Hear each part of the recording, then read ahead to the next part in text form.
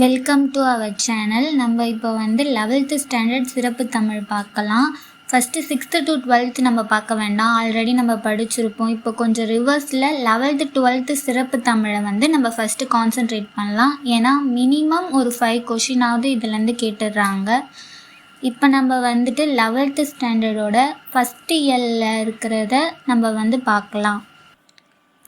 First பேஜில் இருக்கிற box கண்டென்ட்லேயே நமக்கு ஒரு 4 பாயிண்ட் இருக்குது. அது என்னென்னா, நாட்டுப்புற பாடல் மக்களோட வாழ்க்கை நிகழ்வுகளை சொல்லும், சித்தர் பாடல் மெய்யியல் சிந்தனையை வளர்க்கும், தனிப்பாடல்கள் கருத்து கருவூலம் சொற்களஞ்சியம் திறனை பெருக்குவதாக அமைந்துள்ளது, சிற்றிலக்கிய பாடல்னா அன்பின் மேன்மையை பேசுகிறது.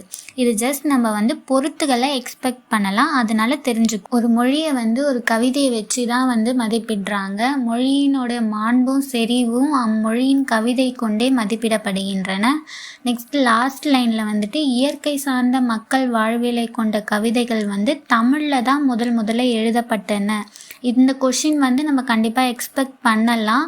ஏன்னா தமிழில் தான் இயற்கை சார்ந்த கவிதைகள் முதல்ல இப்போ நம்ம கவிதையோடைய வகைகள் பார்க்க போகிறோம். சங்ககால கவிதை, அறநிலை கவிதை, பக்தி கவிதை, காப்பிய கவிதைன்னு நிறைய வகைகள் இருக்குது. முதல்ல நம்ம சங்ககால கவிதைகள் பார்க்கலாம். சங்ககால கவிதைகள் தமிழரின் உயர்ந்த நாகரிக செழுமைக்கு அடிப்படையாக அமைந்தவை. சங்ககால கவிதை அகம் புறம்னு சார்ந்த வாழ்வியல் நெறிகளையும் பொருளாதாரம், வணிகம், வேளாண்மை குறித்த பதிவுகளையும் வெளிப்படுத்துகின்றன. அகம்னா என்னென்னா, மாந்தர் அகமனத்தில் காதல், அன்பு, கருணை முதலான உணர்வுகளை வெளிப்படுத்துவது தான் அகத்திணை. புறம்னா வீரம், கொடை, புகழ் முதலான பண்புகளை வெளிப்படுத்துவது தான் புறத்திணை. இந்த மாதிரி அகம் புறம் சார்ந்த சங்ககால கவிதைகள் நம்ம 10 பாட்டு 8 தொகையில் பார்க்கலாம். பெரும்பாலும் இந்த 10 பாட்டு 8 தொகையெல்லாம் ஆசிரியப்பா, வஞ்சிப்பா, கலிப்பா போன்ற பா வகையில் அமைந்திருக்கும். நெக்ஸ்ட்டு அறநிலை கவிதை. அறநிலை கவிதை சங்கம் மருவிய காலத்தில் எழுந்தது தான் அறநிலை கவிதை. இது 14 கீழ்கணக்கு நூல்களில் வர வாழ்வியல் அறங்களை பற்றி கூறும். இவை பெரும்பாலும் வெண்பா என்னும் யாப்பு வகைமையில் தான் அமைந்திருக்கும்.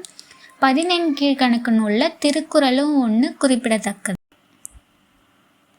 இப்போ 8 தொகையிலேயே நமக்கு 2 பாட்டு எக்ஸாம்பிளாக கொடுத்துருக்காங்க. ஃபஸ்ட்டு சிறகிழந்த நாரை. இது குறுந்தொகையில் இருக்கிற ஒரு பாட்டு, பரணர் எழுதியிருக்காரு. இது ஒரு அகத்திணை பாடல். தலைவி மீதான தலைவனின் அன்பும் சிறகிழந்த நாரையாய் தலைவிக்காக அவன் வருந்துவதையும் காட்டுதுன்னு சொல்லிட்டு ஒரு பாடல் கொடுத்துருக்காங்க. இந்த குறுந்தொகை பாட்டு யார் எழுதினாங்கன்னு கூட கேட்பாங்க. பரணர் தான் எழுதியிருக்காரு. குணக்கடல் திரையது பறை தபு நாரை. இந்த பாட்டு ஒன்ஸ் ரீட் பண்ணிக்கோங்க. இதுக்கான மீனிங்கும் கீழேயே கொடுத்துருக்காங்க, இதுவும் ரீட் பண்ணிக்கோங்க. நெக்ஸ்ட் பாட்டு நீரும் நிலமும். இதுவும் 8 தொகை பாட்டு தான். இது புறநானூரில் இருக்கிற ஒரு பாட்டு. குடப்புலவியார்ன்ற புலவர் பாண்டியன் தலையாலங்கானத்து சிறுவென்ற நெடுஞ்செழியனுக்கு அறிவுரை கூறுவதாக அமைந்த ஒரு பாடல். இப்படி கூட கொஷின் கேட்பாங்க. குடப்புலவியார் யாருக்கு, எந்த மன்னனுக்கு அறிவுரை கூறினாங்கன்னு சொல்லிட்டு கூட கொஷின் வரும். இதை படிச்சுக்கோங்க. இதுக்கான பாடலும் கீழே கொடுத்துருக்காங்க. நீரின்றே அமையா யாக்கைக்கு உண்டி கொடுத்தோர் உயிர் கொடுத்தோரே. இந்த பாட்டையும் ஒன்ஸ் ரீட் பண்ணிக்கோங்க. இதுக்கான மீனிங்கையும் ரீட் பண்ணிக்கோங்க. நெக்ஸ்ட்டு நம்ம பக்தி கவிதைகள் தான் பார்க்க போகிறோம். பக்தி கவிதைகள் காப்பிய கவிதைகளுக்கு பின் இயற்றப்பட்டது தான் பக்தி கவிதைகள். கடவுளை பற்றி பாடுறது தான் பக்தி கவிதைகள். கடவுளை மட்டும் இல்லாமல் அன்பையும் அறத்தையும் சேர்த்து இந்த பக்தி கவிதைகள் நமக்கு தந்திருக்கு. நெக்ஸ்ட்டு காப்பிய கவிதைகள். காப்பிய கவிதைகள் ஒரு மன்னரை பற்றியோ இறைவனை பற்றியோ பாடாமல் சாதாரண குடிமக்களை பற்றி பாடுறது தான் காப்பிய கவிதை.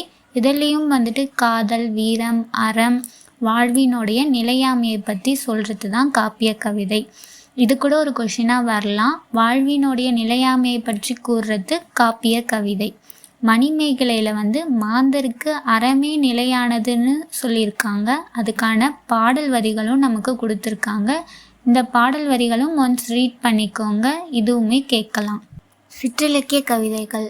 சிற்றிலக்கிய கவிதைகளை நம்ம 2 விதமாக எடுத்துக்கலாம். ஃபஸ்ட்டு வந்து கோவை, உலா, அந்தாதி. இது வந்து கடவுளையோ அரசனையோ வள்ளலையோ புகழ்ந்து பாடுறது. நெக்ஸ்ட்டு வந்து பல்லு குறவஞ்சி வந்து மக்களுடைய வாழ்வியலை பற்றி பாடுறது. அடுத்த கவிதை வந்துட்டு தனிப்பாடற் கவிதைகள். தனிப்பாடற் கவிதைகள் பெரும்பாலும் வந்து புலவர்கள் எழுதி தொகுக்கப்பட்டது தான் தனிப்பாடல் கவிதைகள். புலவர்கள் வந்து ஸ்லேடை, விடுகதை, சொற்புதிர் போன்றவைகளை நமக்கு பயன்படுத்தி இந்த தனிப்பாடல் கவிதைகளை உருவாக்கி தந்திருப்பாங்க. நெக்ஸ்ட்டு தமிழ் கவிதையினுடைய மரபு வடிவம். மரபு வடிவம்னாலே நமக்கு வந்து யாப்பிலக்கணத்தின் படி தான் அமைந்திருக்கும். யாப்பிலக்கணம்னா எழுத்து, அசை, சீர், தலை, அடி, தொடை போன்ற யாப்பிலக்கங்களை வச்சு தான் வந்துட்டு நமக்கு மரபு கவிதைகளை அமைச்சிருப்பாங்க.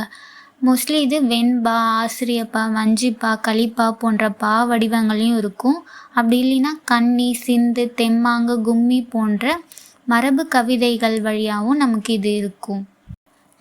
காலம் மாற மாற கவிதைகளுடைய எழுத்து வடிவமும் மாறிட்டே வந்திருக்கு. இந்த புதிய வடிவ முன்னெடுப்புகள்ன்ற தலைப்பில் அதுதான் கொடுத்துருக்காங்க.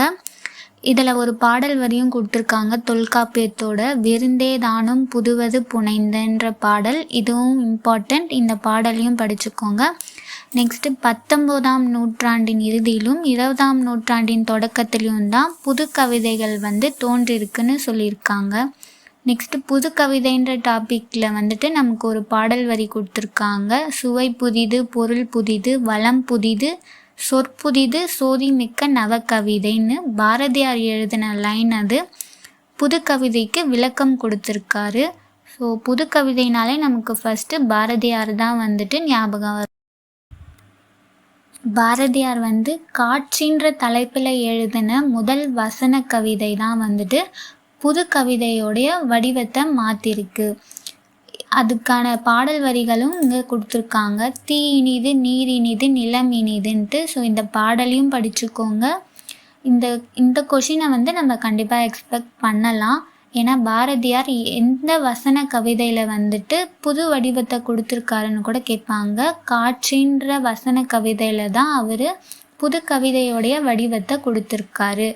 அவரை பற்றின லைன்ஸுமே கொடுத்துருக்காங்க. சிந்துக்கு தந்தைன்னு அழைக்கப்படுறாருன்னு கொடுத்துருக்காங்க. அவரோட பேரை ஷெல்லிதாசன் அவரே மாற்றினாங்க, அதையும் கொடுத்துருக்காங்க. இந்த லைன்ஸையும் பாரதிக்கு அப்புறம் வந்து பாரதிதாசனை பற்றி தான் பார்க்க போகிறோம். பாரதியின் கவிதா மண்டலத்தை சேர்ந்தவர் என்று பாரதியாரால் முன்மொழியப்பட்டவர் தான் பாரதிதாசன்.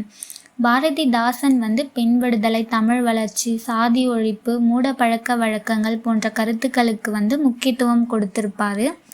இவர் பழைய யாப்பு வடிவத்திலும் கவிதைகளை இயற்றியிருக்காரு. அவருடைய கவிதைகள்லேருந்து 4 லைன் இங்கே கொடுத்துருக்காங்க, இதையும் பார்த்துக்கோங்க.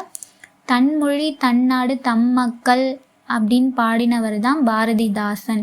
இந்த மாதிரி தன்மொழி தன்னாடு தம் மக்கள்னு பாடியதுனால இவர் ரஷ்ய கவிஞரான ரசூல் கம்சதேவோட ஒப்பிடுறாங்க. நல்லா ஞாபகம் வச்சுக்கோங்க. பாரதினா ஷெல்லிதாசன், பாரதிதாசன்னா ரசூல் கம்சதேவ். பாரதிதாசனை தொடர்ந்து வாணிதாசன், முடியரசன், சுரதா போன்ற கவிஞர்களும் வந்திருக்காங்க. அதனால் வந்துட்டு பாரதிதாசனோட பரம்பரைன்னு தான் இவங்கள அழைக்கிறாங்க. வாணிதாசன், முடியரசன், சுரதா இவர்கள் வந்து பாரதிதாசனோட பரம்பரைகள்.